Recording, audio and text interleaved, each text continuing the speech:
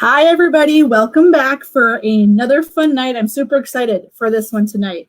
I want to welcome all of our new followers. I see we've had many of you join us, and welcome to Everlasting Hope. We are here to represent the 1 in 8 in North Dakota who are experiencing infertility, whether you have in the past, you currently are, and of course, for those in the future, we will be there for you. We have a fun night, and I think it's very important. And I think tonight will be of value to, even if you have never went through it and you're following and watching this and you're a friend, family member of somebody who is going through infertility, what we're going to talk about tonight is super important. And you're going to hear about how the power of your voice affects legislation. And so I'm super excited. I call these two my friends. They've really helped me personally with legislation stuff in the past and recently, and going forward into 2021 with our next session. Of course, I'm wearing a new top tonight. The new one on our website has like more of a neck to it, but all proceeds from our merchandise go directly to our grant program. We launched our 1 in 8 pledge, and what that is simply donating $18 to Everlasting Hope to help those in North Dakota going through infertility, and pledging to help us break that barrier, break the stigma that follows infertility, and to share with 3 other people in doing so. We have our contest going on. It's pinned at the top of our Facebook page. Make sure to share our speaker lineup. And if you share our videos, you get 5 extra entries into that. Our grant cycle is also open. So it's our first ever grant. And I actually think we're going to be giving away more than $5,000. I received a notification from somebody about a donation coming in, and I think we're going to be able to give more. So please make sure to go to our website and check that out. So I'm going to bring Ebeth. She's from Arizona, and she's one of the first people I called back in 2019. And I was like, what do I do? Help. What do I do? And Crystal's from Colorado, and Colorado just passed their bill. I'm just I get so excited when other people make headways. Even Ebeth made the progress she's made in Arizona is just huge. Even though their bill's not where we want it to be, the stuff these two have done is significant. So welcome, and thank you for joining us again. I know you guys are both super busy people, and so this is very awesome that you have taken the time to join us tonight. What I'm gonna do is let them each kind of just share a little bit about their story, and what I want them, we talked about earlier, to highlight is they are just I think I'm gonna pull myself out of the you and I now, because I of course have a little bit of history and experience going through this now that I went through it last session, and they have too, but they just work everyday jobs like you guys, and they've never worked on Capitol Hill, they've never worked at their state capitol, they are just regular constituents like we all are. And so I will let Ebeth, do you want to start and take it away? Yeah, absolutely. I'm Ebeth, and I live in Phoenix, Arizona. And my husband and I have been married for 12 years. And about 7 years ago, we had our first miscarriage. And then in 2016, we had our 3rd miscarriage. And when we had our third miscarriage, it was evident that we needed fertility help. And when I went to get help with my insurance, they said it wasn't covered. And so it really, I was surprised. I couldn't believe it. We need medical intervention not to lose a pregnancy. And so that really surprised me to find out that it wasn't covered by insurance. I just assumed. And so I started by writing my insurance and fighting that it was medically necessary and that I needed to have it done. And I went through their whole appeals, and they basically said if I wanted it covered, I needed to go to the State Board of Insurance. So I went to the State Board of Insurance for Arizona, and they said that by law, they didn't have to cover it, and that if we wanted it covered, we had to start a bill and mandate it to be covered, basically. Otherwise, Arizona didn't have to cover it. And so that started my legislation back in 2017. And I started just by writing every single legislator every month that said, here's where I'm at. Here's where I'm at in treatment. When I went through my 5th miscarriage, my first failed IVF, Those emails weren't exactly pleasant or happy tones, but it was real. It was, here's where we're at, here's where we're struggling, and we're still miscarrying. And it really, I can't get the help that I need to stop miscarrying. So luckily, somebody finally listened, and one of the state legislators, and it kind of got me onto the path that we are today. Arizona is pretty conservative, and so we've got a lot of hurdles to get past. But this past legislation, we finally cleared our Senate hearing, which was a huge undertaking.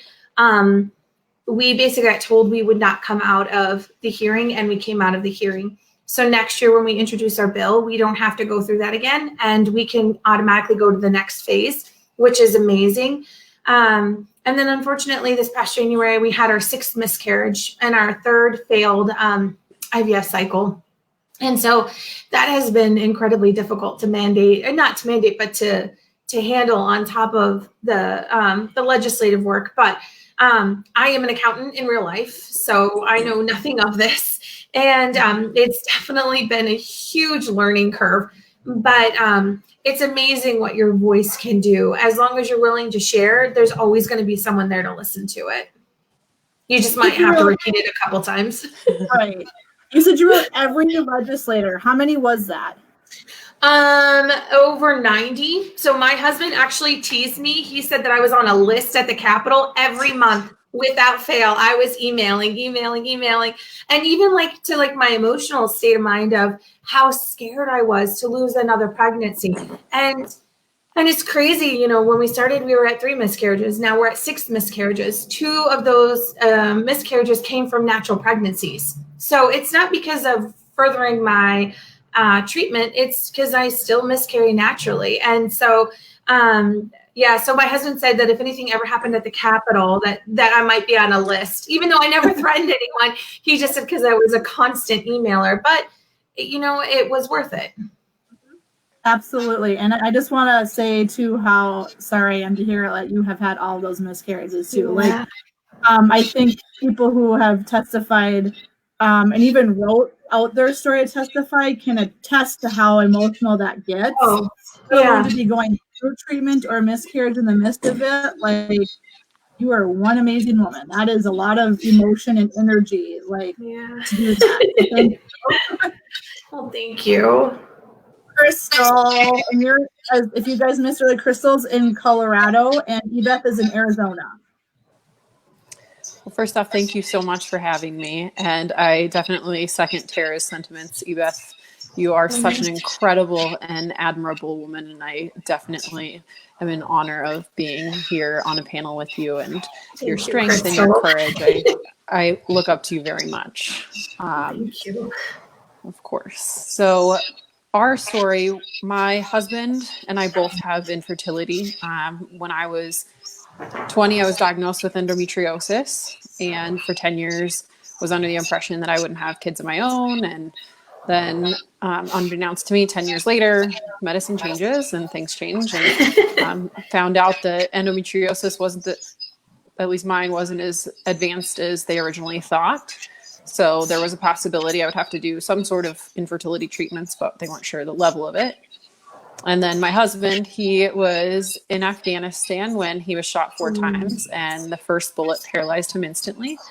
So he is permanently paralyzed for the rest of his life, came home, and all of his medical care was covered by the VA. So we figured when it was time for us to have a family, we knew because of his side of the story, IVF was our only option. And we figured it was combat related, spinal cord injury, so it should be covered. And it's medical care, just like his wheelchair or his medication, or when he gets a skin wound or anything like that, that's all covered. Yeah. And we very quickly found out that infertility and IVF was the only part of the puzzle that wasn't covered. So due to my side of the story, we were under a little bit of a time crunch. And basically we were told that if we wanted to have a good shot at that point, in 2015, we needed to start thinking about it and working towards it. So that's when we learned about the fact that there was no coverage, and it lit a fire under both of us. I'm a pretty assertive person. And so as soon as I realized that my husband served our country and that now cost his future to family, that's never acceptable. And my own infertility, I had Blue Cross Blue Shield, really incredible insurance at the time, but that also wasn't covered. So we were left in the dark, and we, in 2015, started our journey towards advocating for coverage. And our first jaunt in this was IVF for veterans. And in 2016, that passed temporarily. There's some big gaps and some need for improvement on that coverage, however. And then back then when it passed, I also promised myself that there are much more people like me, that the only reason we thankfully now, after 3 rounds of IVF, do have our 2 beautiful boys.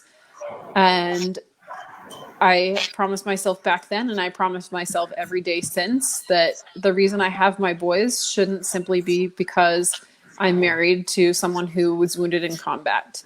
And our first round, we paid out of pocket and we struggled. We had no idea how we were going to make it happen because that was before the coverage was enacted.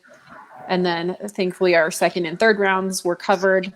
But again, me being married to my husband shouldn't be the only reason I'm a mom. And anybody who struggles with infertility should have the right and the ability to access the care that it takes. So that's where Colorado Fertility Advocates asked me to come on board to write legislation and to push for legislation. So we, in January 2020, proposed the bill, and we officially, as of April 1st, became the 18th state with infertility law, the 12th with IVF coverage, and the 10th with cancer preservation for medically indicated cases, including cancer as well. Wonderful. Huge congratulations to that. And yeah, you guys have done so much work. And also thank you to your husband. And I think it's a family thing, and you for serving as well. That is like, for anyone watching, you're going to hear from a breast cancer preservation patient coming up, I think tomorrow actually. So she's military, and she's an amazing military story too. So I think it's important to highlight that, yeah, military, this is not a benefit either. And like you said, he couldn't do this because of serving. So it's also important, I think, to keep that in mind too, that there's vets out there that are not receiving this as well. So great point to bring up with that. So let's, very basic. Most states are the same when it comes to this. You both had, like myself, we had to find a primary sponsor, correct me. And that literally is like cold calling. And maybe, hey, I heard, they had some relation to infertility, try them, like you're hopeful that a clinic or someone somewhere along the line will tip you off to some extent to somebody who has a personal relationship. And I know in our case, ours was a legislator who they utilized a surrogate. Him and his wife did. It actually helped with legislation for surrogacy in North Dakota because of their own personal story. And so but it took 14 phone calls, I think, which doesn't sound like a lot, but like, I don't know about you guys, but I was like nervous as heck. Like, what am I going to say? Do I need to write this down? Like, how, like to just cold call and be like, hi, and you're going into a very personal story of yours and hoping that they'll make legislation for this. So is that kind of how yours was too, your approach to it? Ours was one of the first things that I was able to do when I was asked to come on board was recognize that this was a big undertaking and we needed a lot of support to do it. So while building the local coalition, one of my asks to the fertility clinics here, we have 3 major clinics and then quite a few other smaller clinics. And one of the first asks I had to them was, do you have anybody potentially that is a legislator that is one of your patients? And would you be willing to reach out to them and then see if they're willing to reach out to us? And thankfully, one of our legislators, one of our house sponsors, she was actually undergoing IVF at that time. And she, as well as our other co-prime in the House, had already pulled a bill title leading up to this session. So it was already a priority of theirs, and it just happened to fall into our lap. But when we've worked in DC, it's been not as easy, and it definitely normally is more in line with your case of having to call and ask and advocate and educate, a lot of educate. A lot of So educating. you mentioned DC, and I think most people don't know that there are federal bills actually out there on this. But what people don't realize, that Crystal, you and I can probably attest to, maybe Ebeth too, is like when I go out for the Nurse Practitioner Association, I'm still talking about bills from literally 15 plus years ago that have been out there. Like there's very complex ways that legislation gets pushed at the federal level. COVID's here. Everything's pretty much post unless you can write it in. Like there's ways to sneak it in there, you know. That's true. That's what they do. They will sneak in other things, hopefully medically related, into these big bills. And that's how it gets passed. Or that's actually exactly how the IVF for Vets passed. Is it's not a bill, a standalone bill. The standalone bill is much better written, and it's more inclusive. It's less discriminatory. However, it's been on the docket since 2012, and as of 2016, it hadn't made any headway. And so in 2016, we were actually able to get an amendment to the MilCon VA bill, which is an appropriations bill, which has to be passed. So the amendment had to be voted on. And it wasn't a matter of, we're not even going to make it out of committee. It's, okay, is this amendment going to attach to this bill that has to be passed ultimately or not? So federal level is a whole different ball game, and it, like you said, it takes years upon years upon years. And even statewide, I think the resolve was saying the average is three sessions in the state. So the fact that we passed on first session, honestly, was all of the stars aligning, and it was all of the people being exactly where they needed to be exactly at the right time, and having a political climate that was very favorable. We have a democratically controlled House, Senate, and first openly gay governor in Colorado. So, who has 2 children with his husband. So it was definitely a politically favorable climate here in Colorado. And we all recognized that that was something that we needed to take advantage of. Not to say that a different climate can't pass, because it has in the past. And it will again in the future. It's just a matter of, like Ebeth said, it's different barriers and different struggles that you have to overcome first. You are correct. And I think, like, I was also talking to Delaware at the time, and they had passed it first round. And so I was like, oh, we got this. You know, we emotionally, and I pulled at the heartstrings of our legislators of all ages. I know that's what this does. They were torn. Our hang up, of course, is the mandate. And so you have Republicans, mandate, money. That's where ours always goes wrong. And so I think the thing that I've been advised, and you guys probably can help me more with this too, is that we really share our stories, and we share how this is access to care. And this is not elective, you know, and I always say this, like, if you want to look at it at being elective, then okay, fine. So is your hip surgery and your knee replacement and your hernia repair, and that's covered by insurance. So whichever way you want to fold this, it should be covered by insurance, because I can't, as a nurse practitioner by day, I can't think of anything really that I've come across that's not covered. And if it's not covered, I write a magical letter to insurance, and poof, usually it's like covered. This is not. And like, Crystal, you're like, I mean, you too, like you're from the whole vet perspective. It's like, hello, he was serving our country and this happened. Cover, you know what I mean? So there's just all these other avenues that I want to go. And I think it's hard for me sometimes to not get like emotionally like into it, and you're talking to them and just like, you know, and I'm like, so I've really worked on that's my goal for this year, is to like learn how to take a quick 1 second deep breath and like reapproach it. It's really difficult. I mean, when you share your personal story with a legislator, they come with backgrounds and that are so much different. So there are people out there that think that IVF is against the pro-life movement. even though all of our goal is to have a child, have a healthy, natural, not natural, but more natural as much as it can be, but have a healthy pregnancy and a healthy baby at the end of it.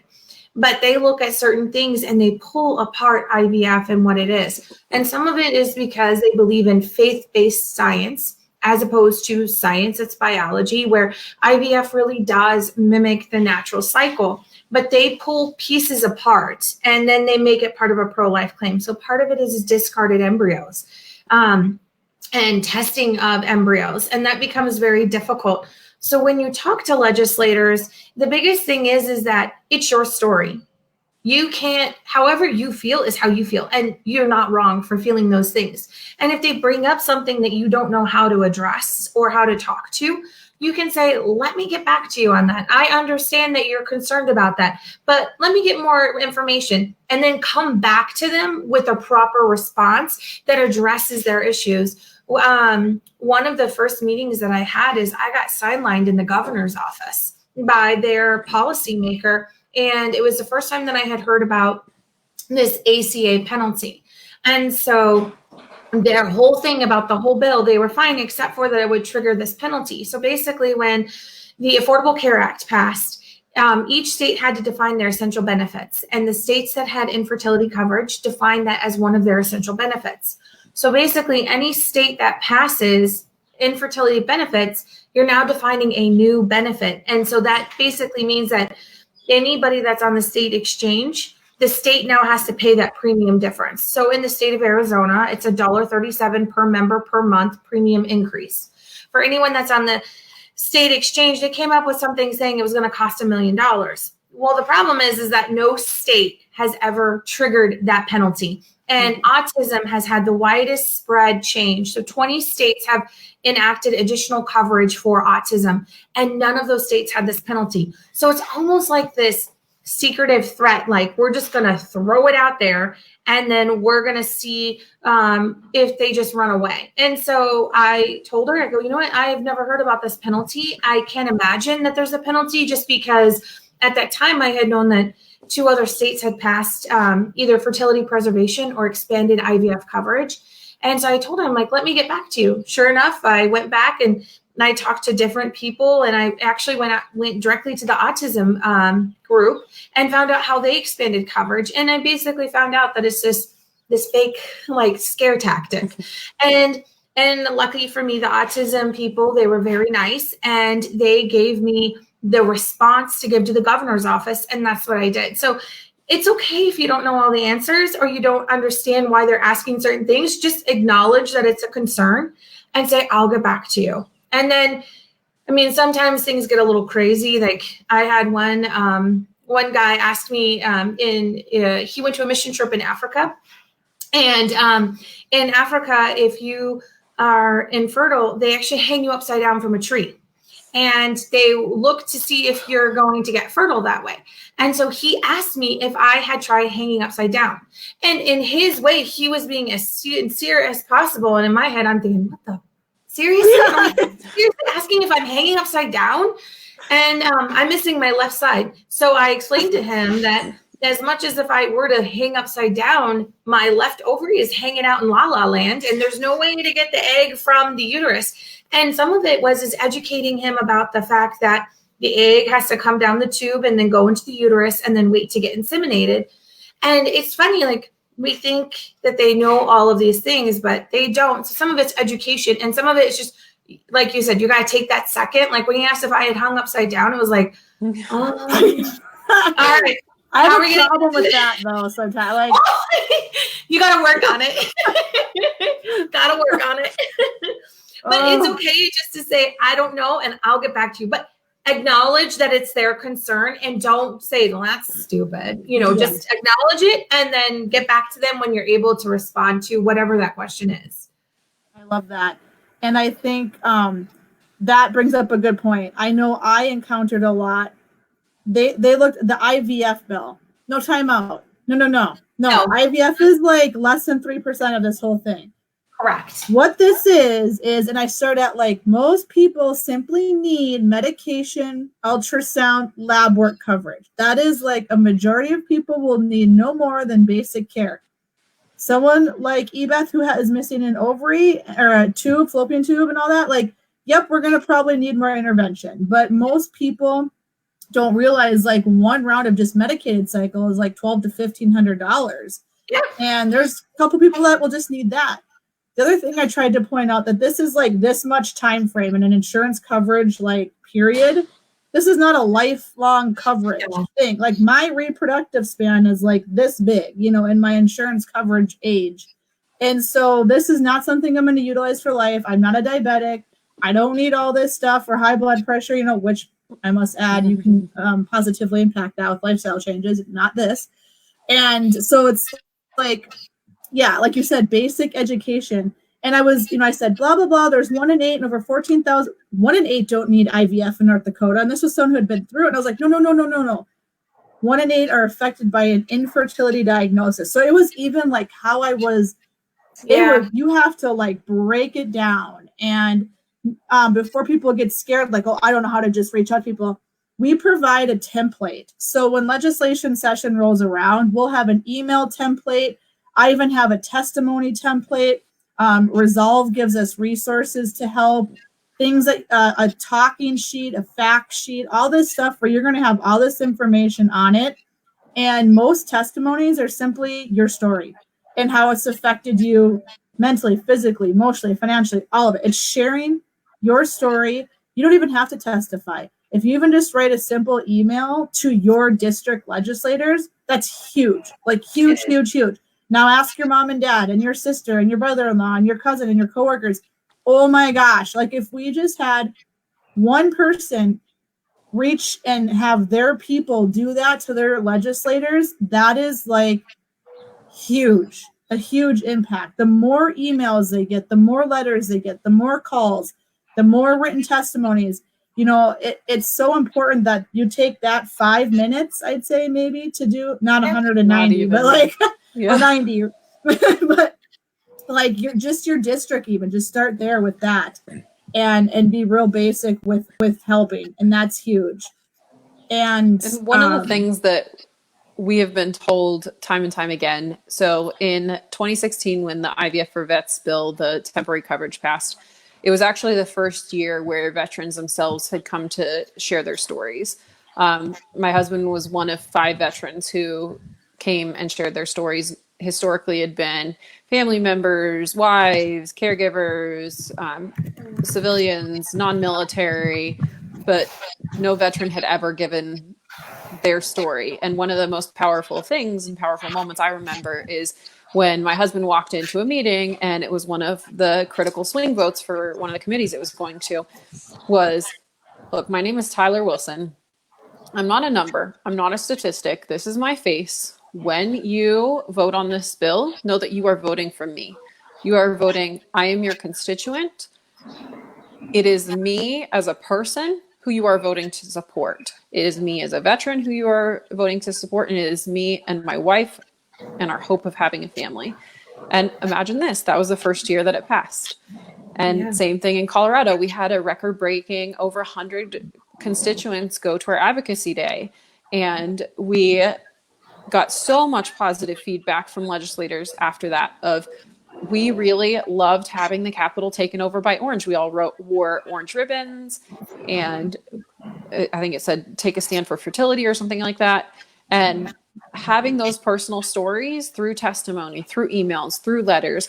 And surprisingly, our governor was one of the potential biggest hangups because of what Ebeth mentioned, because of that triggering of the ACA defrayal cost. So that was actually one of our biggest hurdles. And so what did we do? We employed over 300 people in the state of Colorado who were on our list of potential advocates. Hey, email the governor, let him know how important this coverage is for you. Tell him your story. Tell him how you've been impacted by this. Tell him how you want to help others who follow in your footsteps. Tell them how you want to make sure that the premiums you're already paying for health insurance cover this healthcare need. And we got so much positive feedback from legislators, from the governor, that hearing people's stories is the reason why they voted yes for this, whether it be in committee, whether it be on the floor, or whether it be the governor signing it into law. So personal stories are absolutely integral to it. Exactly. And like you said, we are their constituents. They work for us. And sometimes it's hard for them without having a story, attached to it, to put their own personal stuff aside, but to really hone in on like, I'm your constituent, here's my story, and just, whatever, as much as you're comfortable sharing, share that. Mm-hmm. Definitely. Definitely. Ebeth, how did you, so Crystal has, in Colorado, they have an alliance, right? You have a nonprofit. Is that what you work, right? You guys are a nonprofit? Yeah, Colorado Fertility Advocates was just one piece of the legislation. We had a lot of professionals within the field. Like I said, over 300 advocates, as well as four of the clinics came and lent their services, or not their services, but their staff, their time, their resources, in addition to Resolve, Alliance for Fertility Preservation, Chick Mission, and ASRM from National. They all helped with support and resources, education materials, helping us with the Resolve actually has a template now for advocating for statewide coverage that has sample bill language, which we were able to use heavily to start our own bill language and then modify it as we needed. And then they also have fact sheets, and as you mentioned, Tara, just some additional educational resources to statistics and all the things that you may not, as an advocate, your story is the most important thing. Resolve and Everlasting Hope and CFA and Ebeth and all of us have the data behind it. So as an advocate, it's not your job or your need to come in with the statistics, with the background. We'll provide that information for you and for the legislators. Exactly. That's perfect. Yep. And Ebeth, you just kind of started a social media thing we did in the beginning, right? And just rounded up people and reached out to clinics. Yeah, so I basically just started talking to anybody that would listen. And so I started Arizona Fight for Fertility coverage. And a lot of it was because I was honestly pissed off. I was very, very, very, very angry. And I still am. And that's something I have to work through. But, so my name is a little tough to handle because it is fighting for fertility coverage. So it's like right there in people's faces. That's what we want. But it's interesting. Like I've kept everything in my life kind of segregated just because. So I have a support group in Arizona. So I host a support group every third Thursday of the month. And so I want to keep them separate from my advocating, because just because they're in support doesn't mean that they're ready to share their story with everyone. Doesn't mean that they want to be bombarded or feel stressed about advocating. So I've always kept it separate. And then the other thing is that I am a volunteer for Resolve, and I do the Arizona Walk of Hope. And so I also keep that separate, because just because they're walking for awareness doesn't mean that they need support and doesn't mean that they want to advocate. So it's been very, everything has been sectioned off, I guess I would say.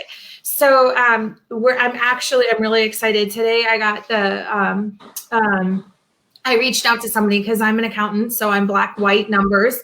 Creativity is a little bit of the lacking. And so this gentleman is helping me with my website. And so we're rebranding to Creating Arizona Families. And so we'll be changing our name to that. And I got a sneak peek of the webpage today. And so we're going to actually file for a 501c4. Yeah. So that's a big deal. And so it's huge. It's a huge deal. Yes. That's congratulations. I'm really scared about it, but it's going to be really good. And so the nice thing about the 501c4 is that 51% of our donations have to go to education, which is such a big part of infertility, is education and support. And so to know that I can raise funds for advocating. So what is that? 49% goes to advocating and 51% goes to education. So that'll be really big. And I think it'll also help get the word out a little bit more. But I've done everything off of basically Instagram and Facebook. I've had some really great key people that have helped me, especially with like people who make those really cute Instagram picture things, Oh my God, that's like a talent all on its own. And I don't have that talent. And so I have a wonderful lady who helps me with that. And she's unbelievable. And she's been a godsend because it's just not my forte. But so it's growing. And it just seems like each year it grows. Unfortunately, Arizona, strong Republicans. Yeah, you're right up there. And they really are afraid of a mandate, and they don't want to hear it called a mandate. And so we're working around that. But it's just, it's different to walk around it. It's just a little bit difficult, but we've had a couple games played, like where they moved a date. They said that they moved a date, and they gave us 90 days extra to fill out our paperwork. And then they said, no, your report was due back on June 1st, not September 1st, even though we had legislative staff tell us it was due September 1st. Oh, no, it was due. And then the next year it was due on September 1st. So the 1 year they just disregarded it. And so, so it's been a little bit of a fight. And part of it is that I'm so new to the political arena that I really did miss those due dates, but I believed what I was being told. And, you're so used to advocating for yourself in the clinic and getting treatment that you just think if someone tells you what something's due, you wouldn't assume it's wrong. But we've got those worked out. And so this year we were able to make like our first real big shot of it. And we had about 20 people come down to the Capitol. I know it doesn't sound like a lot, but we had 20 people testify, and that was really important. We actually had a couple announce that they were pregnant with twins at the hearing, and it was amazing to see the panel be able to see the reaction. And the amazing part was it was a husband that was doing the advocating for him and his wife, and he had to talk about how he supported his wife and how he had to watch his wife give herself endless shots. And she had to do all of these things. And then he then showed the ultrasound picture, and it was like, everyone was crying. I mean, it was, but we weren't supposed to come out of that Senate hearing. Not that anyone really told me that, but you could just kind of tell with the tempo. Only one person showed up to go against the bill. And that was surprising. The insurance industry only sent one person to go against our bill in the finance hearing. So I think that just said that. And he actually left after he testified. He assumed they would have no questions. And so he left the building, and then they had questions after people testified, and they sent staff to go find him. It took 20 minutes for them to find him in the parking lot. And then he came back, and he was not happy about being called back. And then when he finished and answered their questions, and he basically said, and if I worked for the insurance agency, I'd be a little upset with them. He goes, well, you want to pass it, pass it. We'll pass on the premiums. We're good at that. And I'm sorry, that's not what an insurance agency is supposed to, an insurance company is supposed to be, but that's exactly what he said. He said, you can pass it and we'll just pass it on. And then he asked if he could leave, and they said, I wouldn't, you should sit down. And so he sat down, and he had to be there for the rest of the hearing. And so I think that was a huge movement. A big part of it is, people testifying and sharing their stories.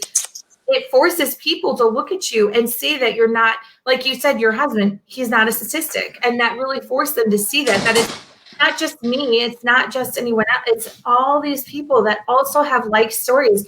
And they're not that we're fixable and not that we're broken. We are not broken, but we need help. And then for the common message to come across that all you need is a little extra help. That's it. Just a little extra help. And you can have a family. You can have a safe pregnancy, or hopefully a safe pregnancy, but it'll get you to that next step. And so I think that's what really forced them to see is that here's these women and men that have had to get treatment, and now they've been able to have that family that they might not have been able to have before. So the power of your voice is so key to all of this. Yes. I think I was perfect. No, that's, and the only, I shouldn't say the only, most of what we had coming out, it was the insurance companies, and small business, like association people. Greater Chamber seems to be a common name in states that go against. Yeah. Yeah. And I had talked with Resolve about like how much I need to be, and I did have a wonderful conversation a couple weeks ago with Blue Cross of North Dakota. They are open door to communication. They, of course, are going to always go against a mandate. But like you said, I've been trying to look at some different avenues other than a mandate. Our insurance commissioner, we talked to him last year, and I'm going to be hopefully talking to him again before going into this action again. But just to see, because they're, like you said, the essential health benefits is one avenue to take with it. But like Crystal said, like, let us as organizations worry about that. What we have all that technical stuff and the puzzle pieces of how to bring it. We just need your voice, your family's voice, your friends, and your coworkers' voice, and how impactful that is. Absolutely. And that's interesting is that one of the main prime Republicans in Arizona, she is against a mandate. And so she is but she's key to the insurance industry and the health industry. And so she has basically said, because I'm her constituent. And so I'm her constituent. And so she's basically telling me that my pregnancy isn't worth saving because I can't get treatment ahead of time. And so she has basically said that she can't support a mandate because she's a Republican, but she is not, she is willing to have meetings. And so she staged a meeting with all of the large insurance companies to come and have a meeting. And she basically said, this is important to me. You need to start working on a solution to help small businesses to expand coverage. If you don't, then I'm going to be forced to have to introduce legislation. Now, I don't know if she will introduce legislation, but it was really important to hear her say that to them. And again, that's what comes with the power of your voice, is you telling your representative how important it is to you. It becomes their problem too, because they have to meet your expectations. Right. And because remember, they're replaceable. I mean, it's election time, coming up here soon. So take a look at our bill and see how they voted. Yep. Let's see here. If there's any questions. There's comments you girls will have to look at. Actually, you should probably pull them up on this fancy program we use. Oh, wow. They don't know where to begin. You women are amazing. It is so over your head. And that's like you're right, Jenny. It completely is like over the head of everybody. Like we have on our website a legislation tab, and we will have everything clean cut laid out. I like step one. I'm like very like checkboxy step one. It's like I'm very like tell me exactly what I need to do. And so here shortly in the next, I hope, couple of weeks, we'll keep things updated. Of course, legislation doesn't start for us in North Dakota till January. We have to have a sponsor and all that by fall. The sooner the better, maybe even this summer. But we have to have a legislator secured and some other things I think I want us here in North Dakota to start doing and reaching out to some key people that are on committees. So watch our social media. I will have asks or like call to action type things posted. We have a legislation tab on our website. There will be templates. There will be step 1, step 2, step 3, exactly laid out exactly what I need you to do. I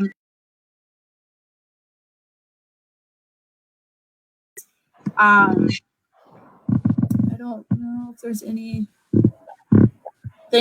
Crystal, they're thanking your husband for service. You can check them all out on the side there. And if anyone ever has questions, you can comment on this. You can message us later. We are always, there's stuff that we don't even know what to do, but I know how. If there's one thing I've got good at over the last year is asking questions, asking for help, and admitting that like I don't know, like how am I gonna, just asking for guidance. What do you recommend? Like how do we do this? That kind of thing. So when it comes to this, and you're gonna stump some of them sometimes, as you both have encountered, like they don't even know. So it's moving up to like, oh, I'm gonna have a phone meeting with the insurance commissioner. All right, let's do this. So it's really. Yeah, it's just being aware. Like nobody really knows how, especially with this and the whole mandate thing. It's like even they're stumped with it, but we'll let them worry about that. You just use your nice voices and help us out. what is one last big piece of advice you could give them, or a tip, or anything, last words that you recommend general people? They this kind of stuff's over their head. It scares them. They're not sure what to do. Maybe they haven't even shared their story yet. That kind of thing. What is some advice you have for them? One of the things I would say is, first off, Tara, it's amazing that you're going to have some templates for testimony and for letter writing and things like that, because that is, especially for people who have never shared their stories, it is very intimidating. One of the things Tyler, my husband, and I have done is a ton of media. So we're used to on this issue. So we're used to sharing stories. However, there are so many people who here in Colorado, when we went to both the Senate and the House hearings, as well as writing their legislators via email, via Twitter, via social media, they'd never done any of that. And they weren't really versed on the political process. So having templates like that, take advantage of them. Absolutely. Mm-hmm. And just recognizing that it's your story to tell. And as we've talked about, I mean, it's a very emotional, infertility is so emotional, and it is so personal, and it's so intimate. And wherever you are in your story, no matter how much of it you want to share, how little, how much, it's up to you. It's your story. Own it. If you simply want to send a, hey, I am 1 in 8, please support this bill, that speaks wonders. If you want to tell your whole story, tell your whole story. It is your story to tell. So make sure that you are divulging it in a way that you are comfortable with and that you feel proud of, because you should be very, very proud and feel your courage and know your courage for being willing to put yourself out there in such an intimate, such a personal issue. That was amazing. Yes. So much yes to that. Nailed it. I agree on what Crystal said. I second that. Third that. Second, third, fourth. Yeah, and the biggest thing is it's your story. Like she said, it's your story. No one can tell you you are wrong for how you feel or for what treatment you need. It's yours, and it's no one else's. And I know that when I came out to share my story, I know that by the time we had our third miscarriage, we had hidden it from our family. We had hidden from our family that we were trying. And for me, it was kind of like this homecoming, like this big moment where I shared my story on Facebook. And then the next day I started writing legislators. But that's not for everyone. Some people want to keep it private, and that's okay. But the nice thing about emailing people is you can always email through probably your state, and you can have a fake email account. Not that I recommend that, but if you're really afraid for someone to find out who you are, you can always just submit it through the comments page and just say that you support it. Or you can just email them and say you support it, and you don't have to say that you personally are affected by infertility. But your voice is important. You don't have to, like Tara and Crystal have said, you don't have to know the facts. It's just the fact that you're willing to talk about it and say that it's important to you. That's the biggest part of it. Yep, exactly. I don't think I could have ended this all better. That was, yes, exactly. And like the templates one of them that we'll have is through Resolve, and it's generic. It doesn't even there's a spot that says insert story here, I believe, if I remember correctly. Mm-hmm. And you don't even have to. So it is very generic. It is as if your boss wrote it and is sending it. It's a very well-written template that anybody can use, whether you've personally been affected by it or not. And then we'll have kind of, I'll put together, something that you can help guide to write your story too, and if you choose to share that or not. So stay tuned to all of our stuff. Thank you, Ebeth and Crystal, so much for joining us, and maybe we'll just bring you back the closer we get to all of this, because you guys, well, I'll be personally contacting you as we go. I think if there's one thing I've also learned is teamwork and how states can work together to push this. Yes. Tips and tricks, and we're not working, against each other, working with each other for everybody. And it's a race to states 19 and 20, ladies. Hey, I like that. Sounds nice. A little healthy competition. Yeah, that's a good healthy competition. A healthy competition of who's next. I like that. I love it. So we will bring you back. I can almost guarantee that closer to And we will keep working behind the scenes for all of you in North Dakota who are affected by infertility. Thank you for joining us tonight. Thank you for having us. Bye.